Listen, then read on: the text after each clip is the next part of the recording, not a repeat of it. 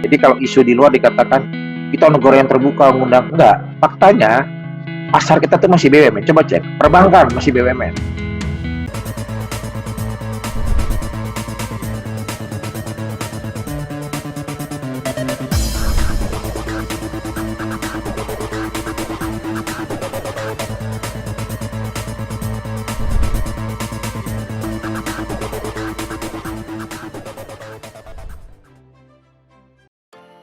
Jadi di masa pandemi ini banyak terjadi merger dan akuisisi untuk memperbesar aset. Apakah KPPU mendapatkan temuan akuisisi dan merger yang menyebabkan persaingan usaha tidak sehat atau garing monopoli? Itu dulu Pak Guntur pertanyaannya. Ya, terkait dengan merger akuisisi sesuai undang-undang memang ada kewajiban dari pelaku usaha yang melakukan aksi merger akuisisi untuk melaporkan ke KPPU. Kemudian yang kedua, jika terlambat melapor, KPPU berwenang untuk melakukan penindakan. Jadi termasuk memberikan sanksi dan denda bagi pelaku usaha yang memenuhi threshold ya. Thresholdnya itu adalah sales gabungannya itu 5 triliun dan atau aset gabungannya 2,5 triliun. Jadi untuk sampai kepada apakah ada merger akuisisi ditemukan pelanggaran dalam hal penilaian, sampai hari ini belum ada ya. Penilaian terhadap aksi merger akuisisi dianggap melanggar.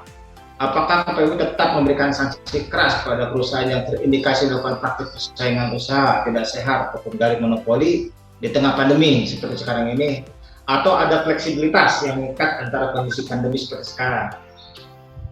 Ada memproduksi perkom relaksasi terhadap pandemi, dan kalau dilihat memang pandemi COVID menjadi salah satu faktor pertimbangan majelis dalam beberapa perkara, majelis dalam menjatuhkan denda atau sanksi. Nah ini untuk parameter KPPU punya standar sebuah perusahaan yang melakukan persaingan tidak sehat atau melakukan praktik monopoli, Pak Guntur? Ya. Parameter yang jelas.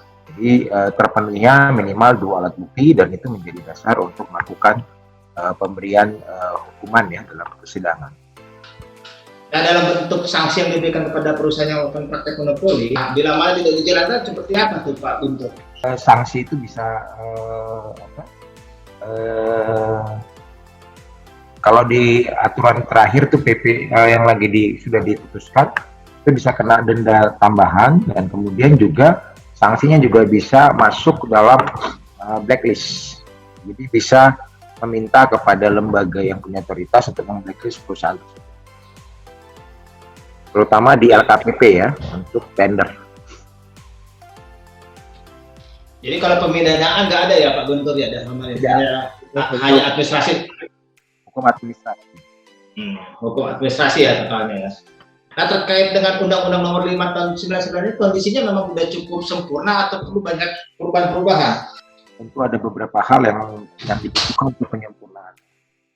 Namun memang sampai hari ini belum terjadi revisi tersebut, dan periode DPR yang lalu sudah hampir ya, dan kita masih berharap periode DPR yang sekarang bisa untuk melakukan amandemen terhadap Undang-Undang Nomor 5 Tahun 1999.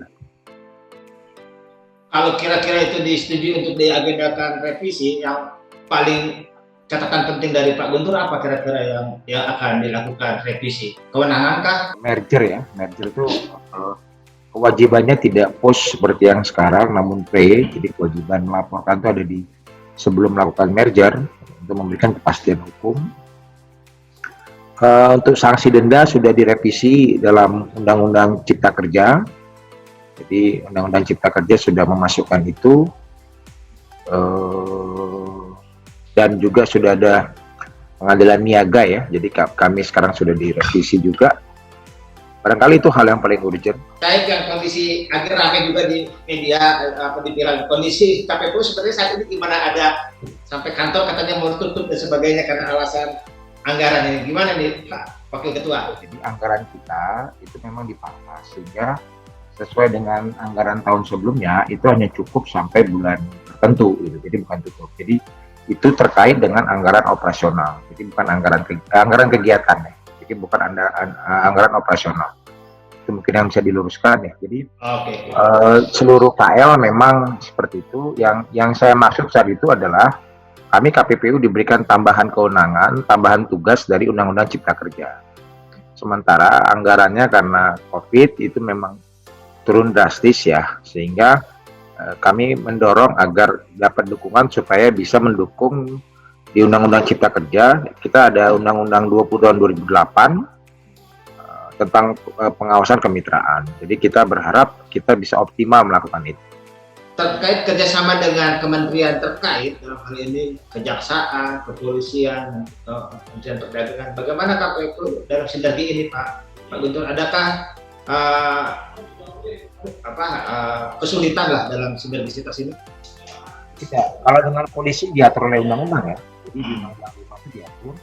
Karena pada dasarnya segala tindakan yang menghalang-halangi penegak hukum termasuk kami kan pada akhirnya kami harus meminta bantuan kepolisian atau tidak punya. Jadi kalau dibilang Undang-Undang 5 itu hukum administrasi, ya, tapi bagi setiap pihak yang berusaha untuk menghalang-halangi penegakan hukum administrasi itu juga bisa masuk pidana. Dan tentunya kami harus bekerjasama dengan aparat penegak hukum polisi, termasuk juga persidangan dan segala keamanan kami. Dengan kejaksaan, ya, jaksa adalah pengacara negara, gitu ya. Dan kalau tadi dikatakan denda dan segala macam, kami bisa melimpahkan kepada kejaksaan. Kami sudah punya MOU dengan kejaksaan. Dan kementerian juga sama, karena sebenarnya kami lembaga bantu negara. Tentunya saja kita juga punya kewenangan di dalam undang-undang memberikan saran pertimbangan. Tentunya setiap kementerian ketika dalam tindakannya sebagai produk kebijakan, yang dimana kalau ada bersinggungan dengan persaingan tentu kami mengambil langkah memberikan saran pertimbangan kepada pemerintah. Bahkan dalam beberapa kasus pemerintah itu dalam mengambil kebijakan seringkali itu meminta pendapat KPPU. Salah satunya misalnya saja kebijakan perdagangan itu sering meminta kepada KPPU. Gitu. Jadi sinergi dengan pemerintah pasti ya, dengan polisi dan kejaksaan juga sudah pasti, dan itu sudah diatur dalam undang-undang. Nah, ini ada satu catatan kami terkait ada temuan KPPU ada 49 BUMN katanya yang terindikasi melakukan persaingan tidak sehat. Seperti apa tuh pendapatnya Pak Guntur? Jadi itu tabulasi dari awal, maka saya klarifikasi ya. Ya. Tabulasi jumlah perkara yang melibatkan BUMN. Jadi dari awal ya, bukan dari biar clear, itu dari awal KPPU berdiri. Jadi kami melakukan tabulasi ini dalam rangka kita sebenarnya ingin ini sebenarnya dari keprihatinan mengapa BUMN banyak melakukan pelanggaran di persaingan usaha. Jadi kita menyampaikan itu berharap sebenarnya ke depannya ini berkurang. Karena nggak elok juga badan usaha milik negara melanggar aturan yang dibuat oleh lembaga negara juga begitu. Jadi sana itu arahnya. Jadi itu tabulasi jumlah kasus yang melibatkan BUMN. Sebentar Pak. Ini kalau ngomong-ngomong BUMN itu kalau yang memang kondisinya kayak begitu tindakannya apa sih Pak Gun? Sama saja gitu. Jadi pelanggaran sama saja gitu ya. Jadi justru sebenarnya agak ada efek yang itu tadi prihatin tadi, badan usaha milik negara justru harusnya memberi contoh gitu, yang lain gitu. Bahkan tapi di sisi lain kami juga bisa menunjukkan di dunia internasional, di KPPU atau di lembaga atas pengawas persaingan di Indonesia itu itu lembaga yang independen, even BUMN-nya juga kalau bersalah dihukum. Itu di berbagai negara tidak. Gitu. Ada beberapa negara cenderung kalau ke BUMN dia dengan semangat mendukung negara ya. Gitu. Kalau kita karena KPPU lembaga independen, tidak di bawah departemen atau kementerian manapun, dan hanya bertanggung jawab kepada presiden, juga tidak langsung di bawah presiden, sehingga kami bisa memiliki otoritas untuk memberikan sanksi kepada pihak manapun berdasarkan pelanggaran yang dilakukan. Jadi ini sebenarnya satu ukuran lembaga otoritas persaingan Indonesia itu independen. Karena kebayang kalau dia di bawah kementerian atau di bawah eksekutif, tentunya kan tidak akan begitu nyaman untuk melakukan pemberian sanksi kepada BUMN. Tapi ini bukan berarti juga KPPU mengincar BUMN ya. Ini berbeda. Karena memang harus diakui penguasa pasar kita di beberapa industri BUMN. Nah, sementara pelanggaran persaingan itu kan dia harus memiliki kemampuan menciptakan pasar persaingan yang tidak sehat di pasar bersangkutan. Artinya dia harus memiliki penguasaan pasar. Itu mengapa usaha kecil tidak masuk pelanggaran, karena dia tidak menguasai pasar. Jadi memang di kita, mungkin dari beberapa negara, kita yang tergolong pasarnya dikuasai oleh BUMN. Coba cek deh. Industri manapun masih BUMN. Jadi kalau dikatakan kita negara yang terbuka, kita negara tidak sebenarnya. Tadi saya baru zooman dengan Menteri Perdagangan, saya katakan kita juga masih negara yang masih minim melakukan ekspor impor. Jadi kita minim sebenarnya. Jadi kalau isu di luar dikatakan kita negara yang terbuka, mengundang, enggak. Faktanya pasar kita tuh masih BUMN. Coba cek, perbankan masih BUMN. Konstruksi, Pak. Seluler masih BUMN. Telekomunikasi masih BUMN. Mana? Jadi Konstruksi, Pak. Konstruksi BUMN. Paling di media elektronik televisi saja TVRI kalah gitu.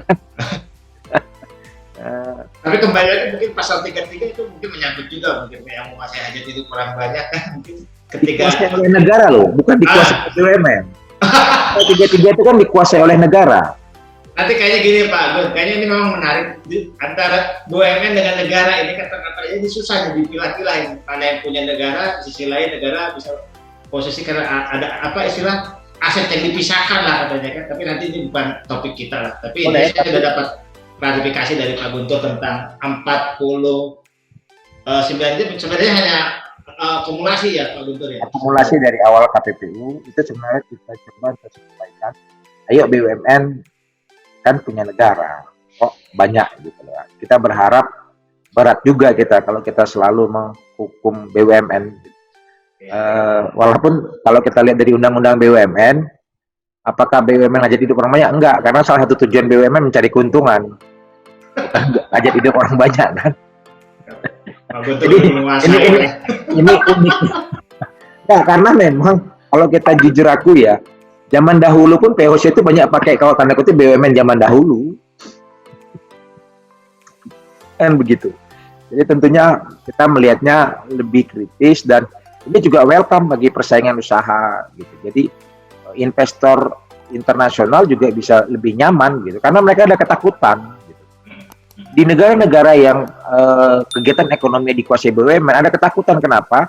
Karena BUMN itu punya negara, dalam hal ini pemerintah, bisa saja pemerintahnya melakukan tindakan yang tidak sehat, tidak. Nah, itu yang ditakutkan oleh investor. Betul. Kan karena negara bisa aja dengan kewenangannya dia kan dia bisa sewenang-wenang berubah, bikin aturan, ganti kepastian hukum berbisnis ini kan agak susah juga kan di situ. Ya makanya jadi ini juga memberikan dukungan kita terhadap investasi. Selama ini kan dianggap investor asing itu mau datang kalau kita ramah apa enggak juga. Investor asing itu kan juga berpikirnya rasionalitas bisnis ya dan segala resikonya.